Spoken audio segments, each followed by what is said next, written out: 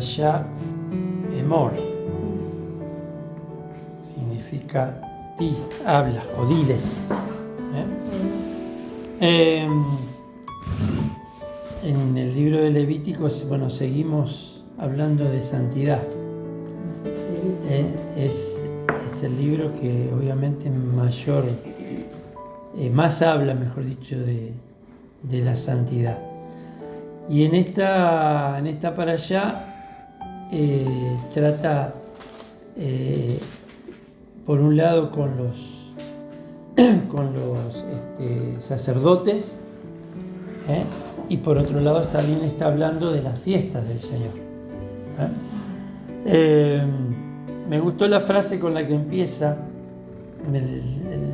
la hojita de la parashá de esta semana, donde dice conecta, la parashá de Emor conecta santidad, tiempo y adoración. Y que dice, no solo importa lo que hacemos, sino cuándo y cómo lo hacemos. Por supuesto que importa cómo servir al Señor, siempre es importante, pero más importante es cómo lo hacemos. Y también cuándo lo hacemos. Claro.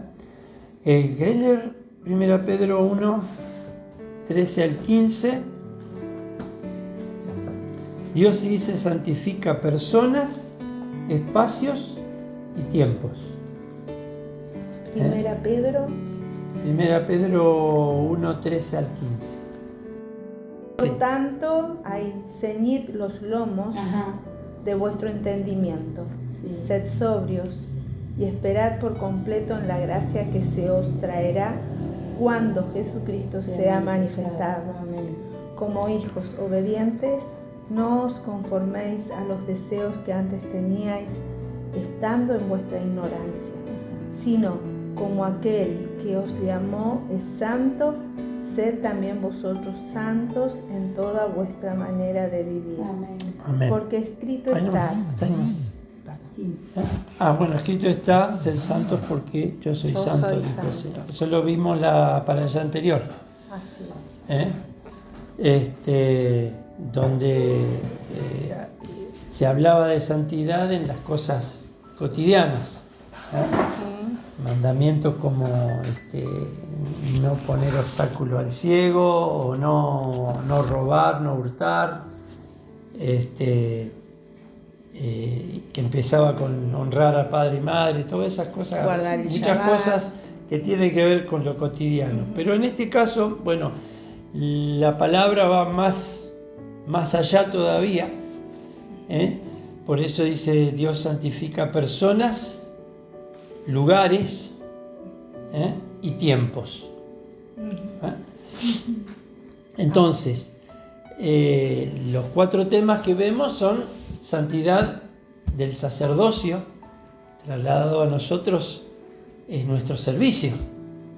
En aquel momento el sacerdote era una clase especial, eran los descendientes de Aarón, y aparte los levitas, que eran los auxiliares un poco del templo, ¿no? Pero la santidad en el servicio, en el sacerdocio, la santidad en las ofrendas. Estas ofrendas tienen que tener santidad. Honor, dice acá. La santidad en las fiestas, que son los tiempos señalados, ya vamos a ver un poquito más de eso. El honor en los tiempos del Señor, en las fiestas. Y honor en el nombre del Eterno.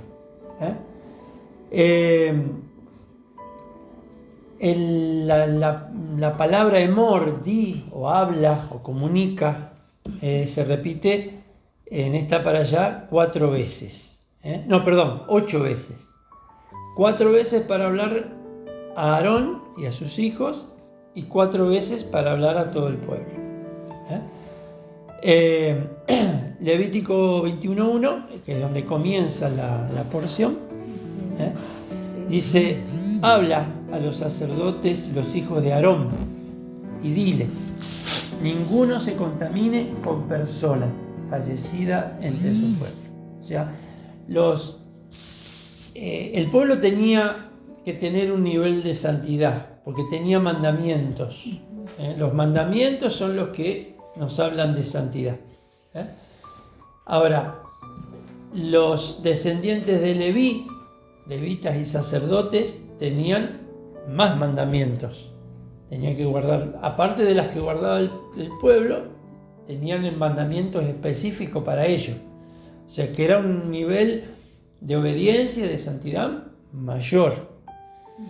Y cuando hablamos de los sacerdotes, un poco más. Y cuando hablamos del sumo sacerdote, era el que más cosas tenía para guardar y para obedecer y para tener cuidado, porque recuerdan ustedes cuando Nadab y Abiú quisieron entrar a ofrecer un sacrificio, una ofrenda que no se les había ordenado, así les fue. Entonces el sumo sacerdote era el que más cuidado tenía que tener y el que más riesgo tenía. Y al que más se le exigía. O sea, en muchos órdenes es así, ¿no es cierto? El que más responsabilidad tiene, más se le exige. Claro. No es lo mismo el gerente de una empresa que el cadete que lleva y trae algún papel, ¿cierto? Se le va a exigir más al que más responsabilidad tiene. Y el sumo sacerdote tenía la responsabilidad de interceder por todo el pueblo. Sí. Por eso tenía un mayor nivel de responsabilidad y de santidad tenía que tener, ¿no?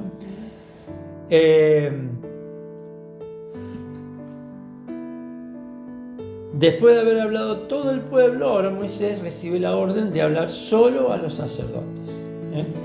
Como decíamos, el pueblo necesita vivir en santidad, pero los sacerdotes tienen la responsabilidad de vivir un nivel de santidad superior. Claro. Porque tienen el derecho, por eso, digamos, si uno tiene el líder o el que tiene una responsabilidad, no puede juzgar de pronto al hermano que recién empieza o lo que hace, como hablábamos recién, claro. Gente que recién está comenzando a comer de las cosas del Señor, ¿no es cierto? ¿Quién tiene más responsabilidad? El que más conoce. El que más conoce. Dice, los sacerdotes tienen la responsabilidad de vivir en un nivel de santidad superior al pueblo porque tienen el derecho de estar, o la responsabilidad diría yo, de estar más cerca del Señor en el servicio del santuario. Los mandamientos generan santidad, por lo entonces los sacerdotes tienen más mandamientos que el pueblo. En toda esta para allá, Dios le da instrucciones a los sacerdotes para que puedan mantenerse en su estado de santidad. Una de las cosas que por ahí uno le llama la atención, que no podían ir a un velorio. Claro. ¿Por qué no podían ir a un velorio? ¿Era pecado ir a un velorio? No. El tema es la contaminación del contacto con la muerte. Con la muerte. Incluso el sumo sacerdote únicamente se podía contaminar si era un familiar cercano. Si no, no podía. Y si iba, quedaba inhabilitado para poder ejercer el sacerdocio por un periodo de tiempo. De 7 días. De 7 días. Como digo, no es que tenga algo de malo estar despidiendo los restos de una persona, quizá un ser querido, un amigo, pero el contacto con espiritual los hacía no aptos para el servicio. ¿Por qué? Porque nada que tenga que ver con lo mortal puede estar en la presencia del Señor, porque si uno, en la presencia de Dios no existe la muerte. Claro, es vivo, está vivo. Entonces, es un poco la figura de lo que en lo espiritual significa. Digamos, uno de los mandamientos que tenían, ¿no es cierto? Pero tenían que guardar muchas cosas para mantener su estado ritualmente puro, para poder ministrar. incluso si tenían defecto, no era discriminación, no era porque tenía un pecado, era defectuoso, sino que si tenía un defecto, nada con defecto puede estar en la presencia del Señor. Claro. Esto es un poco figura de lo que es el santuario celestial. Digamos, el santuario en la tierra tenía que ser lo más parecido, era una imagen de lo que era en el cielo. Claro. Entonces, en el cielo no hay muerte, no hay llanto, no hay dolor, no hay imperfección. Claro. Entonces, lo que se hacía en la tierra tenía que ser una figura de aquel santuario Exacto. en el cielo.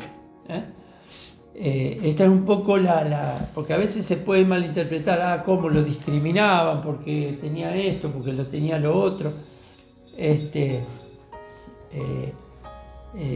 No es que lo discriminaban, sino que ritualmente no podía.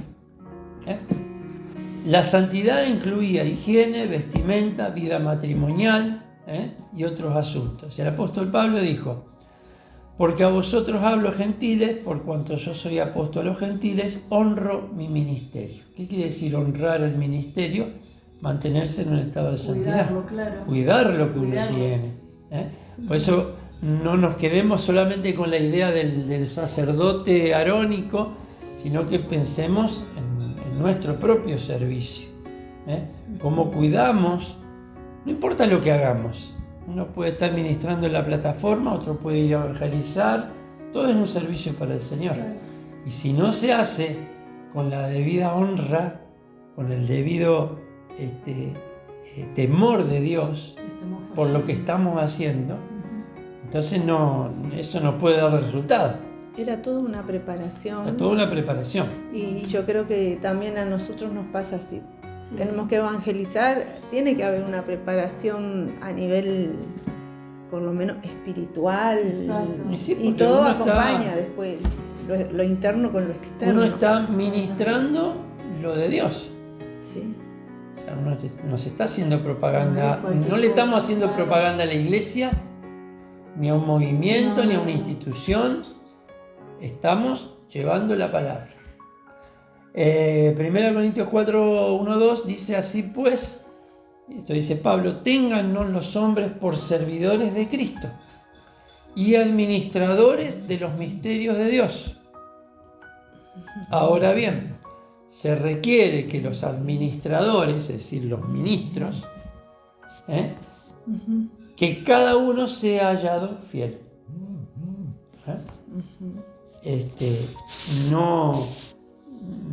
No cabe o no hay lugar para una doble vida, una doble moral, digamos. En la iglesia, mientras estoy haciendo esto, soy una cosa, pero después el resto de la semana soy otra. En segundo lugar, el honor de las ofrendas. El párrafo sigue hablando acerca de los requisitos de quienes toman la ofrenda, no solamente el que da la ofrenda, sino el que la recibe. O sea, el sacerdote recibía la ofrenda de aquel que traía. Entonces, eso también es muy crítico, ¿no? Dice acerca de los requisitos de quienes toman la ofrenda para no profanar el nombre del Eterno.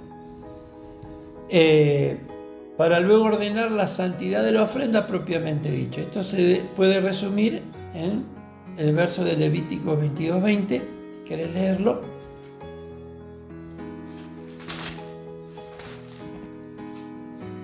Ninguna cosa en que haya defecto ofreceréis, porque no será acepto por vosotros. Ahí está. Nada que tuviese un defecto. Claro, en ese momento, ¿qué es lo que se llevaba? Animales. Claro. Se ofrendaban animales. Me hiciste acordar una hermana en La Plata. Ajá. A ver si es lo mismo que yo estoy pensando. Sí, que ella, cada vez que ofrendaba, mi papá se asombraba porque parecía un billete nuevo. Así, ella ofrendaba. Impecable. O sea, tocaba el órgano y la ofrendita ahí.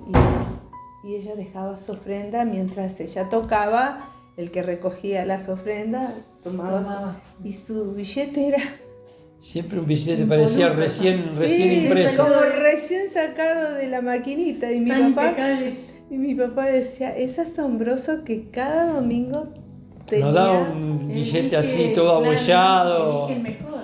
No, porque en algunos casos hemos visto que lo hacían una tirita, después lo anudaban y después te ponían esa ofrenda y que cuando vos abrías el billete estaba todo maltrecho, ¿no? Pero no era para jugar, digamos, el billete en nuestra ofrenda, sino que Sí, tenía porque que aún ser... el dinero que damos, el dinero es espiritual. Sí.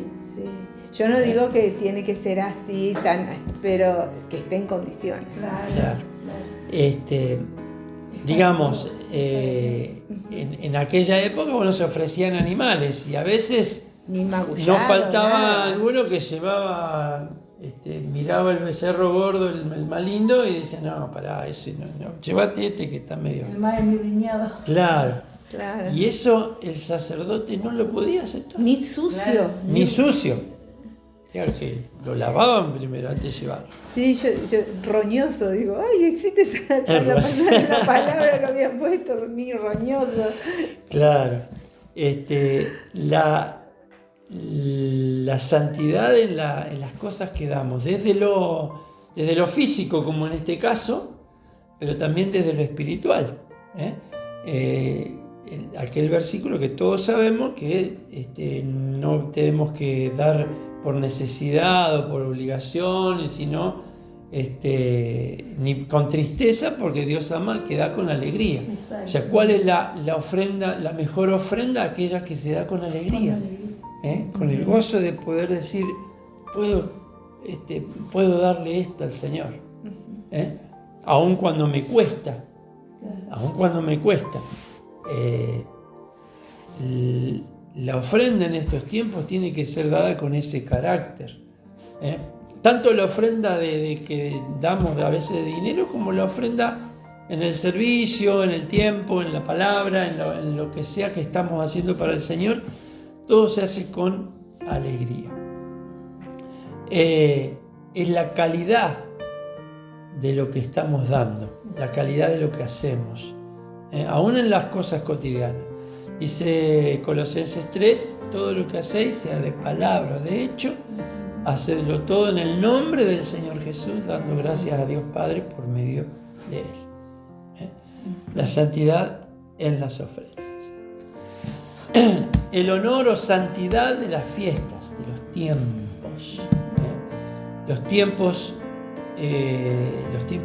señalados por Dios. Levítico 23.1. Vamos a leer ese versículo que es clave. Levítico 23.1. Yo voy a sacar la Biblia en papel, pero bueno, lo leemos de acá. Lo mismo. Tenelo vos. ¿Qué dice Levítico 23.1? Habla a los hijos de Israel y diles, las fiestas solemnes de Jehová, las cuales proclamaréis como santas convocaciones serán estas. Y a continuación va nombrando cada una de las fiestas. La palabra fiesta es la palabra moed. Moed, que es una convocatoria. Que incluye también el Shabbat. Que incluye el Como Shabbat, una por convocación supuesto. santa. Es una santa convocación. La palabra Mikra, Mikra Kadosh, son santas convocaciones, y lo que dice es que son las fiestas del Señor. No son las fiestas de los judíos, no son las fiestas de Israel, aunque Dios se las confirió o se las entregó a ellos para que la administren, pero las convocaciones de quién son, o las fiestas, en este caso la palabra Moed, son del Señor, no son de un pueblo en específico. Y la palabra Moed, cuando uno busca, El significado tiene que ver con una convocatoria en un tiempo y en un lugar específico. Eso es la palabra moed, que acá se traduce como fiesta señalada. Moed es el singular, moedim es el plural. Y vemos cómo Dios santifica el tiempo. Allá en Génesis, cuando llega el séptimo día, ¿qué dice Génesis allí? Que santificó Dios el séptimo día. Es decir, lo apartó como algo especial, es la santidad de un tiempo. Una vez por cada 7 días, ese tiempo es un tiempo señalado por Dios, por lo tanto es santo. De la misma manera, Dios también santificó otras 7 momentos del calendario para que su pueblo tenga una convocatoria, una convocatoria santa. Son tiempos señalados por Dios, tiempos proféticos. Ya vamos a ver que cada uno de esos tiempos está hablando de Yeshua, está hablando de un plan del Señor para la salvación de la humanidad. Y por ahí, bueno, estuve leyendo un poco lo que es algunas tendencias, unas teologías, digamos, como el dispensacionalismo, que piensa que todo esto ya pasó, ahora estamos en otro momento. Como que la fiesta era un momento de una dispensación distinta a la que estamos viviendo ahora y que ya ahora no tienen nada que ver, que son cosas del pasado. Y aparte que se la dieron a los judíos, o sea, es de los judíos. Y nada que ver. Porque por un lado dice, en más de un pasaje dice, perpetuo. ¿Qué quiere decir perpetuo? Que sigue teniendo validez. No que se siguen practicando de la misma manera, porque ni siquiera los judíos pueden celebrar estas fiestas de la misma manera por el hecho de que ya no tienen templo. Entonces, el tema es que cada una de estas fiestas las tenemos que recordar, celebrar y tener en cuenta como un día que fue establecido, un tiempo que fue establecido por Dios, y en cierta forma son puertas que se abren para una bendición especial. Y también nos recuerdan toda la obra de Yeshua. No todos pensamos que Jesús ya cumplió todo lo que tenía que hacer, pero a Jesús todavía le falta una parte. Porque ahora, ¿dónde está el Mesías? Delante del Padre intercediendo. ¿Qué es lo que falta? Ahora vamos a ver. Está bueno el cuadrito que pone acá, porque nos da bien gráfico cómo se distribuyen las fiestas, ¿no? Las fiestas del Eterno son fiestas solemnes del Señor, lo leímos recién, ordenadas y convocadas directamente por nuestro Padre. Por eso son santas convocaciones. Somos invitados por el Señor a participar en los días que Él desea que se celebre. En Pesaj o Pascua, que es el 14, también tenemos que tener en cuenta que es el calendario bíblico y no el calendario que después vino. Es el cumplimiento de la muerte de Cristo, de la muerte del Mesías, donde celebramos nuestra libertad.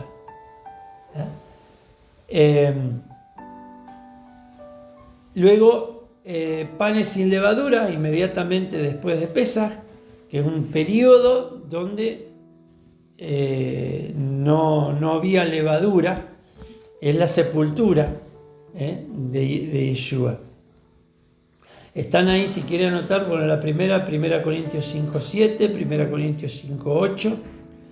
Luego, Bikurim, primeros frutos, que era un día después de Pesaj, donde ¿qué es lo que sucedió allí?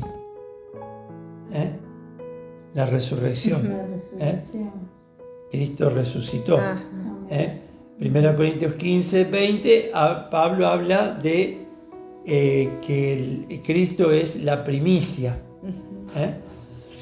Luego, 50 días después de la cuenta del Homer que estamos viviendo ahora, Shavuot. que viene Shavuot o Pentecostés, fiesta de las semanas. Hay dos acontecimientos separados por 1500 años, que es la entrega de la Torá en Sinaí, la palabra, los mandamientos, y cuando los discípulos estaban reunidos, con las mismas características, fuego, sonido, una voz, viene el estruendo, el Espíritu Santo.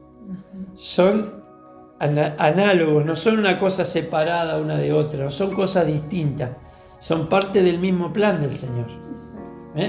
La entrega de la Torá y la irrupción de su Espíritu, que iba a guiar para entender esa Torá y para poder cumplirla. Y el Espíritu es el que graba esa palabra en el corazón. El profeta dice: escribiré mi mandamiento en tu corazón. ¿Qué quiere decir eso? Que ya no estoy obedeciendo porque el cumplir con la letra de la ley, sino que tengo el espíritu de la ley, el espíritu de la Torá que me hace obedecer. Luego, las fiestas, estas las que mencionamos recién, son las fiestas de primavera. Acá es al revés porque estamos en el otro hemisferio, pero el hemisferio norte es la fiesta de primavera. Y después, las fiestas de otoño. Estábamos hablando del hemisferio norte. Primero de Tishri, que es la única fiesta que, bueno, ahora más o menos se sabe, pero en la antigüedad no se sabe qué día caía. Por eso Pablo dice, nadie sabe el día y la hora. ¿Por qué? Porque era más o menos, puede ser aquel, pero hasta que no se veía la luna nueva, cuando en el momento que veían la luna nueva, ese era el primero de Tishri, ese era fiesta de trompetas. La única fiesta que no dice para qué, ni qué estamos celebrando, no dice. La palabra no lo dice. La tradición judía después le buscó explicaciones, como que era la creación del hombre o un montón de otras cosas, pero realmente es la única fiesta que la palabra no dice por qué tenían que hacerlo. Trompeta o Yom Teruah significa, y hay muchas citas que pudiésemos leer acerca de que es el día del regreso del Mesías, con trompeta, cuando se escuche el shofar, Mateo 24:31.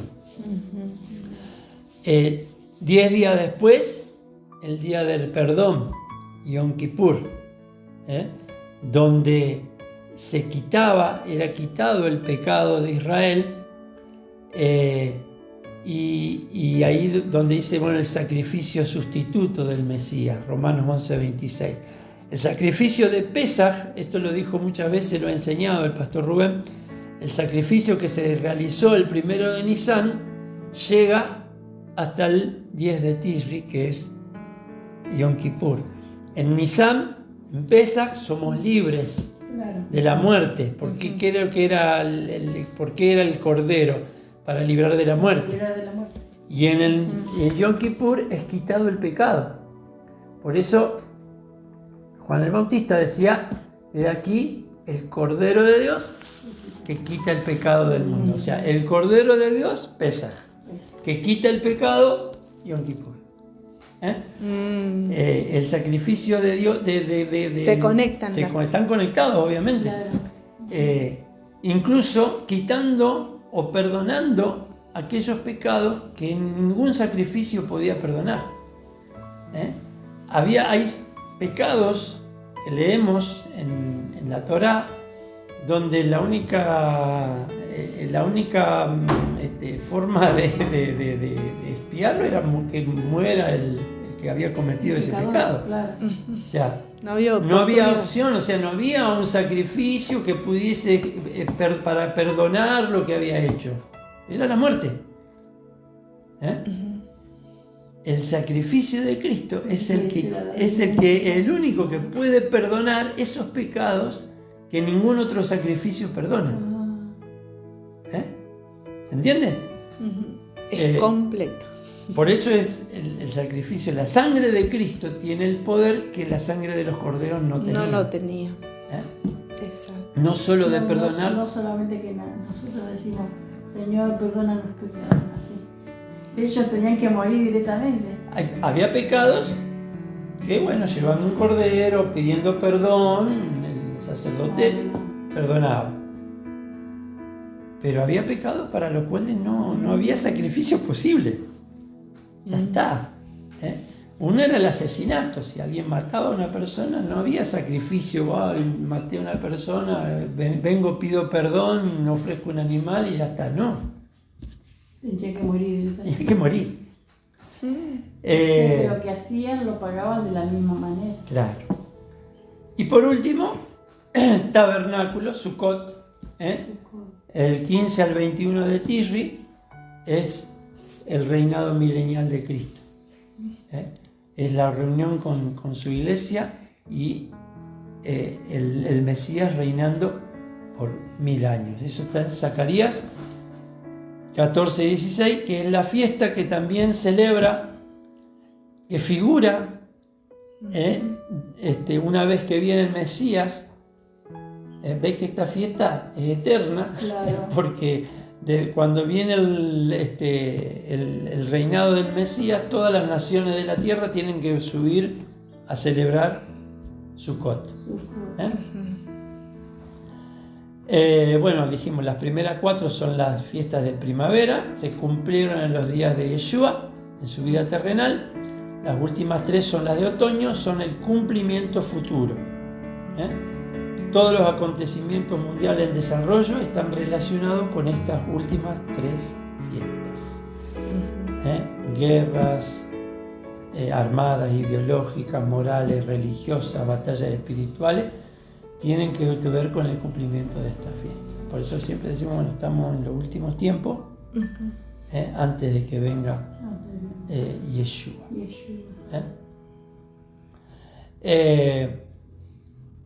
Como creyentes en Yeshua es bueno celebrarlas porque tienen más legitimidad que cualquier otra celebración o festividad de una iglesia local. A veces celebramos, o la iglesia celebran tantas cosas, las fiestas patrias, las fiestas locales, el aniversario de la iglesia,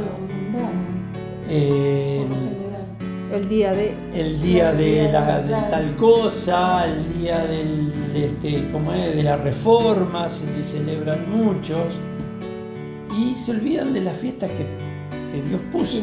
O sea, no es que no se pueda celebrar lo otro. Bueno, si querés celebrarlo, es lindo.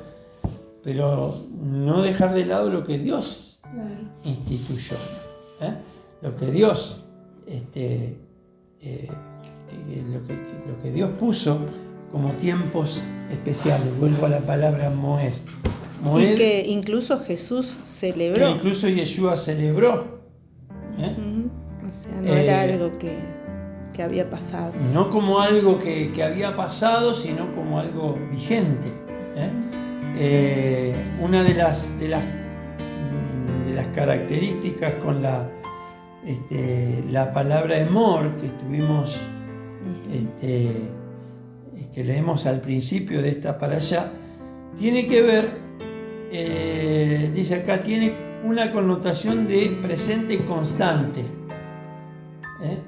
diles, no decirles una vez y ya está, sino es algo continuo, es que siempre tenemos que estar proclamando. No es algo que lo decimos una vez y después lo guardamos para nosotros, sino que siempre estamos proclamando esa verdad.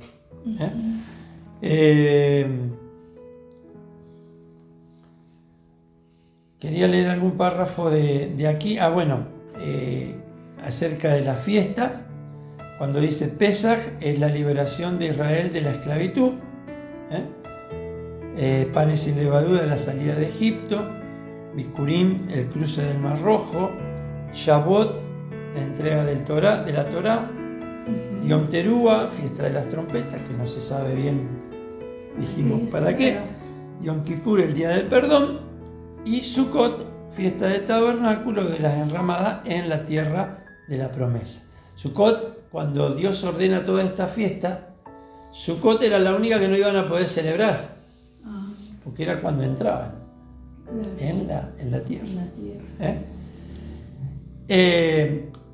Y dice acá, esta fiesta, es parte de la Torá y no fueron abolidas por Yeshua. En Mateo 5:17, Yeshua murió en una fiesta de Pesaj, era pan sin levadura, resucitó en Bikurim, derramó su espíritu en la fiesta de Sukkot, vendrá por nosotros en otra fiesta, Yom Teruah. Todo en una fiesta. Todo tiene que ver con una fiesta. Toda la obra de Yeshua tiene que ver con una fiesta. ¿Cómo con dice? Un tiempo señalado. Por eso son tiempos señalados. ¿Derramó de su espíritu en la fiesta de Sukkot? No dije Sukkot, dije Shavuot. Sukkot, Shavuot. Ajá, porque dijiste. Dije Sukkot, perdón. Y Shavuot.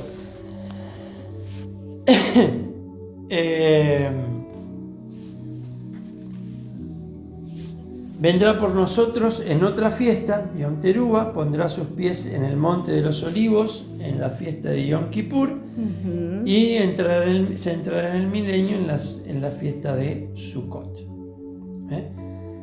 Y dice aquí, decir que el antiguo pacto ya no es para nosotros es privarse de una riqueza extraordinaria. O sea, todo lo que está en la palabra es para nosotros. Toda la palabra es inspirada por Dios, o toda palabra inspirada por Dios es útil. Cuando Pablo escribió eso, no estaba hablando de sus propias cartas, ni del Evangelio de Mateo, Marcos, Lucas o Juan, estaba hablando de la Torá y los profetas. ¿Con qué predicaban los primeros discípulos? No tenían nada escrito del Nuevo Testamento. Predicaban con Isaías, con los profetas, con la Torá, con eso predicaban. Cada parábola de Yeshua tiene que ver con el antiguo pacto. Cada creyente en el Mesías de Israel, para cada creyente en el Mesías de Israel, las fiestas se aplican también en su vida. Pesaj es la muerte al pecado. Pan sin levadura es vivir sin pecado. Claro. La levadura es comparable al pecado. Claro. Bikurim, dar frutos dignos de arrepentimiento. Los frutos. Y llevar almas a los pies del Mesías. Shavuot, ser llenos del Espíritu Santo. Yom Teruah, encuentro con el Mesías, cuando nos encontraremos con Él. Yom Kippur, ciertamente, aunque Yeshua ya pagó el precio, tenemos que entender que muchas veces fallamos al Eterno y que es un día especial para ponernos a cuentas con Él. Más allá de lo profético, de que entendemos que Yom Kippur es el día final, el juicio final, cuando Yeshua quita definitivamente el pecado, no solamente que lo perdona, lo quita. Pero cada año en Yom Kippur tenemos la oportunidad de acercarnos un poco más, de pedirle revelación. Por eso los días entre Yom Teruah, el primero del mes, y el día 10 son días de reflexión.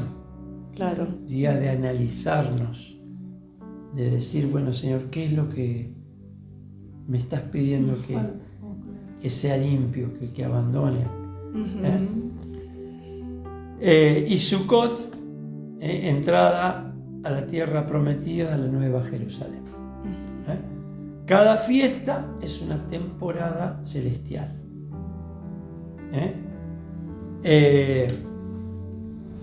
Cada fiesta es una oportunidad de acercarnos.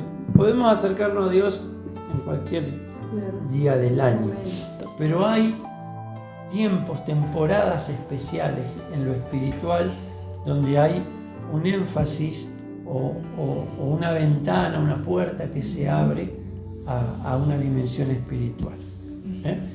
Y en cuanto a que a veces me lo han dicho, ¿no es cierto? No, esas fiestas no, ¿qué va a andar festejando si ya Jesús ya hizo todo? Eso es judaizar. Así piensan mucha gente, muchos creyentes piensan de la fiesta. Si está celebrando Pesaj, está judaizando.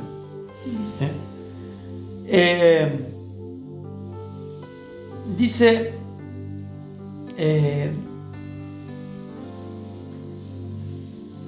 Colosenses, creo que es Colosenses 2:13, que nadie puede juzgarnos sobre nuestra posibilidad de celebrar las fiestas. Y nadie debe avergonzarse de gozarse con su Padre, con el cumplimiento de los mandamientos. También estamos anunciando al Mesías y acelerando su venida. Cada vez que celebramos Pesaj, estamos anunciando la muerte de Yeshua. Cada vez que le celebramos Shavuot o cualquiera de las otras fiestas, estamos celebrando lo que Cristo hizo y lo que va a hacer.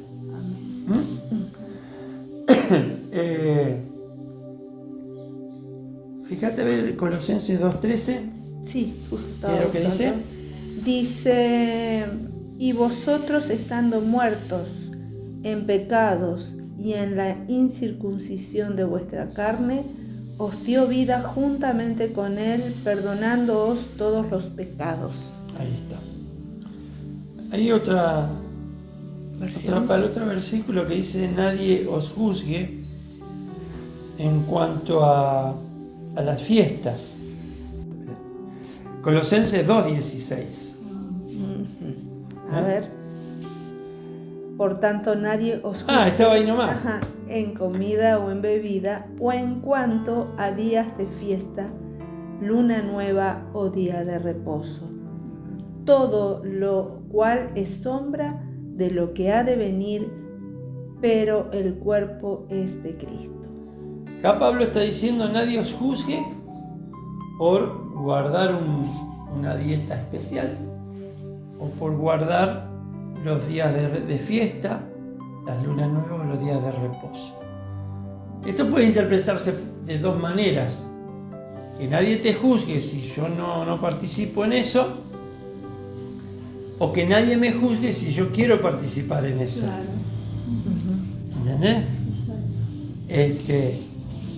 Por ahí la cita es: bueno, todo eso es sombra. Ahora tenemos la esencia, tenemos el cumplimiento. Pero como dije, al celebrar esto, estamos también declarando esa obra de Yeshua. No solamente estamos pensando que va a suceder, no. Cosas que ya sucedieron y ciertísimamente lo que falta también va a suceder. Pero por eso dice: nadie te juzgue. Si de pronto, bueno, yo quiero abstenerme de ciertos alimentos o quiero celebrar las fiestas, Pablo por ahí dice que tenemos que celebrar la fiesta sin la levadura del pecado. Está hablando de Pesaj. Los discípulos, los primeros discípulos, durante todo el primer y segundo siglos celebraban esas fiestas. Aún después de la destrucción del templo, que ya no podían llevar sacrificios, ofrendas al templo, pero seguían recordando esa fiesta, hasta que vino Roma, y como dice allí Daniel capítulo 8, cambiaron las fechas, cambiaron la ley. ¿Para qué? Para meter a los creyentes en una mentira, Claro. que nada tiene que ver con lo que Dios mandó. Sí, sí, creo.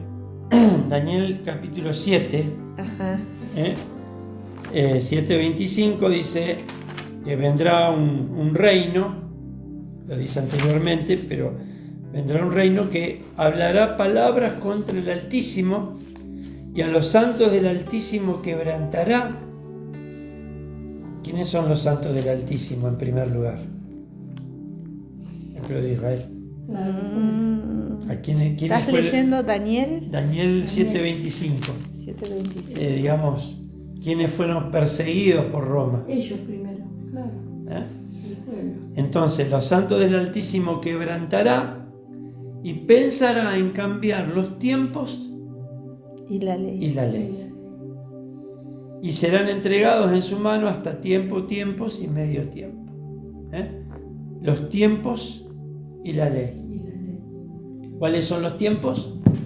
Los moed, las fiestas. Claro. Las fiestas que son del Señor fueron cambiadas. ¿Y qué interés tendría el enemigo? Esto también nos tiene que hacer reflexionar, porque uno puede decir, bueno, ¿qué importa si es tal fecha o no es la fecha? ¿Qué interés puede tener el enemigo en cambiar la fecha? Confundir. Confundir. O sea, para el enemigo también son importantes las Claro. fechas. Y vivir una mentira. También vivir una mentira, pero voy al punto de que si realmente la fecha no fuera importante, el enemigo no trataría de cambiarlas. Y de distraerte con otra cosa. Pero como el enemigo sabe que las fechas son importantes, entonces trata de distraer y de cambiarlas.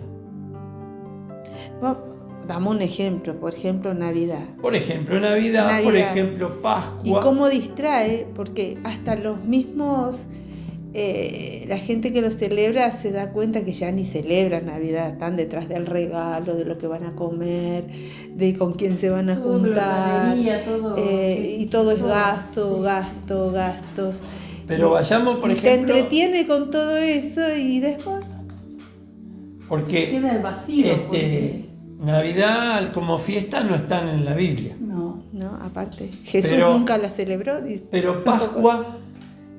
Pascua sí. Sí. Entonces, ¿por qué cambiaron la fecha de Pascua? Y Que a veces coincide, a veces no.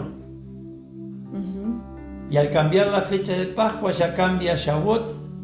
Claro, todo se va corriendo. Todo se corre. Corriendo, claro. Que tampoco celebran mucho el tema, o sea... No, bueno, sí, por ahí lo recuerdan, pero... Sí. Tenemos que pensar que están con el chocolate, el huevo de Pascua. Todo el cristianismo que vino con la Reforma fue heredado de la Iglesia Católica, fue heredado de Roma. Y si bien la Reforma cambió algunas cosas, no cambió todo. Ahí está. No cambió todo. Entonces, si pensemos en esto, si para el enemigo es importante una fecha, entonces cuánto más tiene que ser para nosotros no permitirle al enemigo que nos cambie la fecha. Claro. O sea, si Dios dijo esta fecha es porque hay algo importante ahí. Por eso Dios santifica el tiempo. Aún el Shabbat. El Shabbat es algo importante. Y hoy en día es un día de descanso nada más. Y el día del Señor fue cambiado el domingo. No es el sábado. Y la excusa es porque Jesús resucitó un domingo. Tampoco. Cuestionable.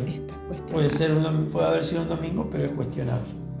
Y aún que hubiese resucitado un domingo, eso no quiere decir que haya que cambiar el día de reposo. Claro. El día de reposo sigue siendo el sábado, claro. y no hay ninguna evidencia bíblica que respalde el cambio de día. Todos son conjeturas. Todo lo que vamos a escuchar como argumento para que celebremos el domingo y no el sábado son todas conjeturas.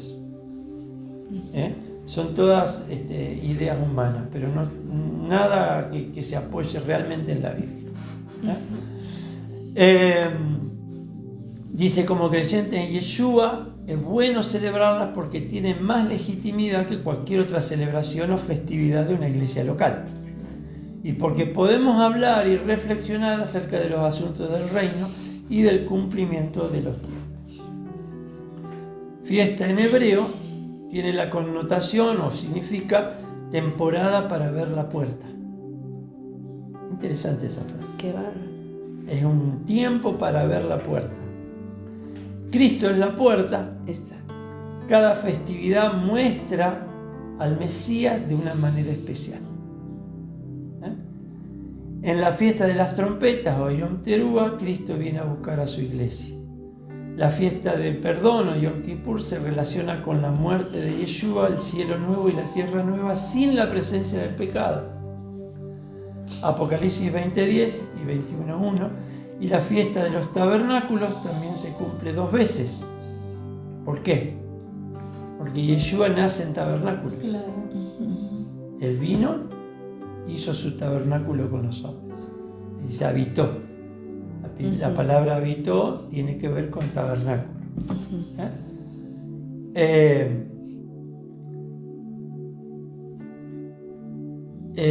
Cristo nació en esa festividad, y cuando se cumplan todos los tiempos, después del gran juicio final, el tabernáculo del Eterno estará en medio de los hombres. Es decir, Dios habitando en medio de su pueblo. Dice aplicación práctica. Cuando salimos es Pesaj. Cuando nos limpiamos es panes sin levadura. Cuando vivimos en novedad de vida, primicias. Cuando recibimos poder, Pentecostés. Cuando nos despertamos, trompetas. Cuando nos alineamos, Kippur. Cuando habitamos con Dios, tabernáculo. Miren todo lo que tienen las fiestas. Para ir ya terminando, el cuarto que nos faltaba es la santidad del nombre santo. Valga la redundancia. El honor del nombre santo. El nombre del Señor es el nombre de 4 letras, Yud Hei Vav Hei, que realmente no hay seguridad de cómo pronunciarlo. Es muy santo y nunca debe ser blasfemado. Dice, no tomarás el nombre de tu Dios en vano. Levítico 24:10-16 encontramos el castigo de un blasfemo por medio de la muerte por lapidación. Sí. Tan grave era. No por nombrar el nombre de Dios, sino por tomarlo de una forma burda, como burla o como ofensa. El castigo es una demostración de la gravedad que reviste en todos los tiempos el blasfemar el nombre del Señor. Hoy nadie nos va a tirar piedra, nadie va a morir lapidado por eso, pero Dios, el cielo toma nota de aquellos que toman en vano el nombre del Señor. Por eso el Padre Nuestro dice, santificado sea tu nombre. Y podemos pensar en muchas maneras en que el nombre del Señor es blasfemado, lo vemos todos los días. ¿Y cómo lo podemos santificar nosotros? Santificar el nombre del Señor. Padre nuestro que estás en los cielos, santificado sea tu nombre. Santificar el nombre es justamente invocar ese nombre para poder alinearnos, para poder obedecer, para poder adorar, para poder hacer su voluntad, para estar atentos a lo que Él requiere de cada uno de nosotros, para no desviarnos de lo que Dios nos está pidiendo cada día. Amén. Amén. Amén.